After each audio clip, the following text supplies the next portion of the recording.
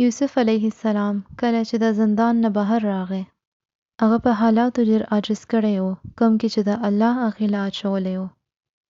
او هغه بیا هم په ځان ډېر اعتماد لرو. ځکه چې کله د بادشاه خوب ولیدو، هغه ویل د خوب په څه معنی لري. نو یوسف علیه السلام یوازې د خوب تعبیر ونه خو، مګر هغه دوی ته ورسره وویل چې د راتلونکو 15 کلونو لپاره څه وکړی. هغې دوی ته یو اقتصادي پلان ورکو. هغه په قید کې و کله چې د ریاست مشر ته وویل چې د څنګه خپل هیواد چلولی شي. نو یوسف علیه السلام په زندان کې هم په ځان څومره اعتماد لرو. او کله چې د یوسف علیه السلام د بادشاه مخکې ته راغی، نو هغه بادشاه د هغې خبرو سره متاثره شو، او هغه هم پوهېدو چې یوسف علیه السلام د حقیقت وایي. او بیا یوسف علیه السلام اعلان وکړو.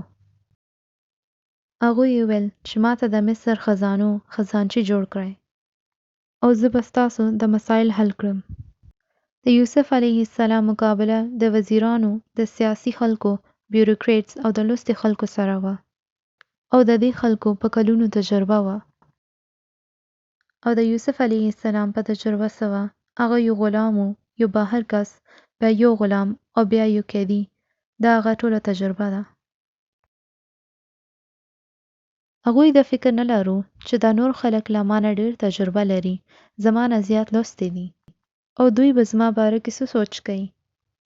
هغه په دې وخت کې د الله په اړه تبلیغ هم نه کوي. خو هغوی ویل چې دا دلته ډېر تعلیم یافته خلک ګورم، مګر دوی به هیڅ نه پوهیږي.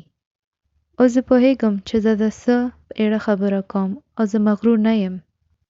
نو تاسو دا کار ماله درکړئ چې خپل هیواد دپاره تاسو ښه غواړئ. هغوی دا نه ویل چې ما ته کار درکړئ ځکه چې زه دونه بهتر یم، بلکې ځکه چې هغوی دوی ته خپل 2 خصوصیات وښیل. دا چې زه یو ذمهدار کس یم او تاسو په ما اعتبار کولی شئ. هغوی د خپل صلاحیتونو خبر یو او په ځان اعتماد لرو. او دا تکبر بالکل هم نه دی چې هغوی خپل په ځان تعریفونه کول. ولې چې په څه ځایونو کې د خپل صلاحیتونو خبره کول تکبر او غرور کې نه راځي.